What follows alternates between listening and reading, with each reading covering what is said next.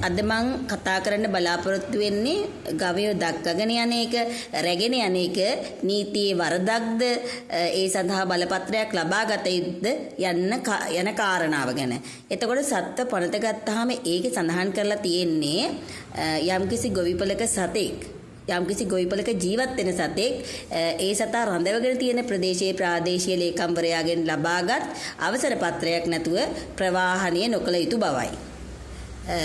එහිදී ඒ සත්තු ප්‍රවාහනය කිරීම සඳහා බලපත්‍රයක් ලබා ගන්න නම් ඊට පෙර ඒ සත්තු ප්‍රවාහනය සඳහා යොදා ගන්නා වාහනයේ ඒ සත්තු ප්‍රවාහනය සඳහා යෝග්‍යයි කියලා සහතිකයක් රජයේ පශු වෛද්‍යවරයාගෙන් ලබා ගත යුතුයි. ඒ අනුව වර්තමාන නීතිය ප්‍රකාරව සතෙක් ප්‍රාදේශීය ලේකම් කොට්ටාශය තුල හරි එහෙම නැත්නම් ඉන් පිටතට හරි දක්කගෙන යාම ප්‍රවාහනය කිරීමක් විදිහට සලකන්න බෑ.